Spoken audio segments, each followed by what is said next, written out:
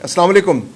Operation सिंदूर के बारे में भारतीय वज़ीर-ए-आज़म नरेंद्र मोदी का ख्याल था कि वो उन्हें भारतीय सियासत में अमर कर देगा, वो एक आलमी रहनुमा के तौर पर उभर कर सामने आएंगे और दुनिया की बड़ी बड़ी कुव्वतें उनके सामने घुटने टेक देंगी। लेकिन हुआ क्या?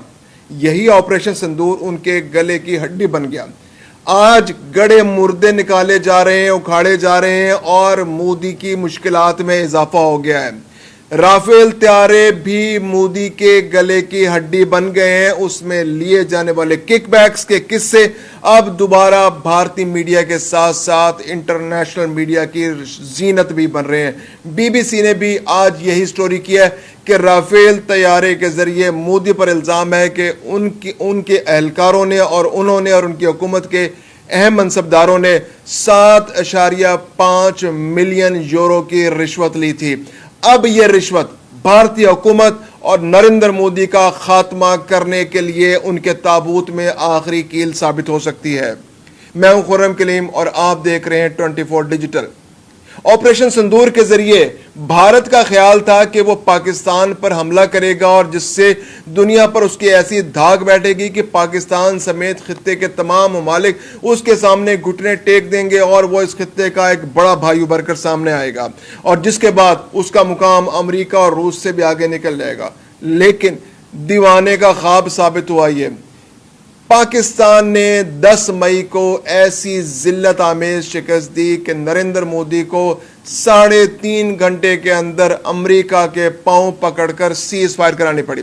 अब हुआ क्या? इसके बाद भारत के अंदर एक नया तूफान आ गया। नरेंद्र मोदी के गिरबान पर हर कोई हाथ डाल रहा है, खा वो अपोजिशन वाले हैं, खा वो दानिशवर हैं या कोई संजीदा भारतीय आवाम। हर बंदा मोदी से यह पूछ रहा है कि आखिर आपको इस एडवेंचर की जरूरत क्या थी? जब आपकी औकात नहीं थी तो आपने अपनी औकात से बढ़कर यह काम क्यों किया? जब आपकी तैयारी नहीं थी तो आपने अपनी तैयारी से बढ़कर यह काम क्यों किया? इसके अलावा भारतीय अफवाज की जानिब से भी अब शदीद तरीन प्रेशर मोदी हुकूमत पर आ रहा है। वो उनके दिल जीतने के लिए उनके बेसिस पर जाकर दौरा कर रहे हैं।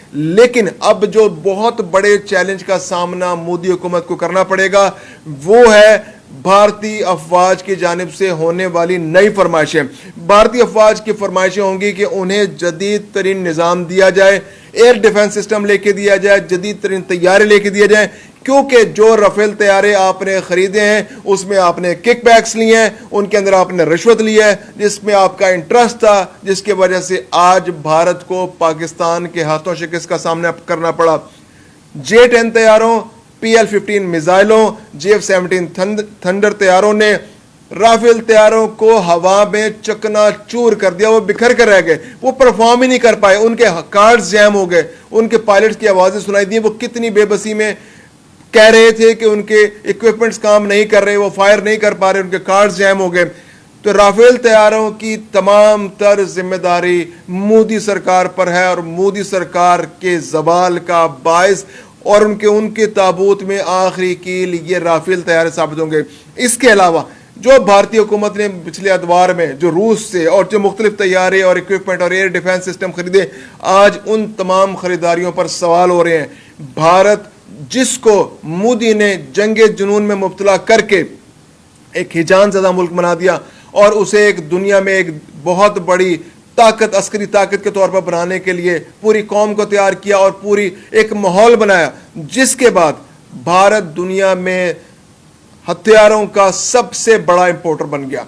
ये इंपोर्टर क्यों बना? अब ये सवाल, बहुत बड़े बड़े सवाल भारत के अंदर उठाए जा रहे हैं। जिस तरह राफेल तैयारों में मोदी ने किकबैक्स लिए, इसी तरह मोदी सरकार इतने बड़ी मिकदार में इंपोर्ट्स करके मोदी और उनके अहलकार, उनकी हुकूमत के अहम मनसबदार, वो तमाम के तमाम किकबैक्स लेने में मुलव्विस हैं। पार्लियामेंट में अब बहस शुरू हो चुकी है, कांग्रेस की तरफ से आवाजें उठाई जा रही हैं। राहुल गांधी ने कांग्रेस की उनकी जो पार्लियामेंट है उसके एक अहम इजलास की मांग कर दिया। उन्होंने कहा है कि सिर्फ इस मुद्दे पर, इस इशू पर एक पार्लियामेंट का इजलास बुलाया जाए जिसके अंदर सिर्फ ये जवाब दिए जाएं कि मोदी को सबसे पहले इस जंग की जरूरत क्यों थी और अगर जंग की थी तो फिर उसमें मतलूबा नताइज हासिल क्यों नहीं हो सके। और इसके अलावा जो पिछले अदवार में हुकूमत جو اسلحہ خریدتے رہی ہے اس پر وہ کک بیکس لیتے رہی ہے, کیونکہ وہ جو اسلحہ انہوں نے خریدا آج وہ مطلوبہ نتائج دینے میں کامیاب نہیں ہو سکا. رافیل طیارے مطلوبہ نتائج نہیں دے سکے, S-400 مطلوبہ نتائج نہیں دے سکے, اسرائیل سے ملنے والا اسلحہ مطلوبہ نتائج نہیں دے سکا, جس کی وجہ سے آج دنیا بھر میں بھارت کو سبکی اٹھانا پڑ رہی ہے. اس کے علاوہ فرانس اور اسرائیل کے منہ پر بھی کالک ملی گئی ہے کہ ان کے اکوپمنٹ چین کے سامنے ہتھیار ٹیک گئے, گھٹنے ٹیک گئے, اور وہ چین جو ابھی اپنے آپ کو دنیا میں منوانے کی کوشش کر رہا تھا, دفاعی انڈسٹری میں اپنے آپ کو منوانے کے لیے سٹرگل کر رہا تھا, دنیا کے ممالک اس سے اسلحہ خریدنے میں ہچکچا رہے تھے, صرف پاکستان ایک واحد ملک تھا جس نے اسٹریٹجک پارٹنرشپ چین کے ساتھ کی, اس کے دفاعی نظام پر ٹرسٹ کیا اور اس کو بہتر انداز میں استعمال کیا.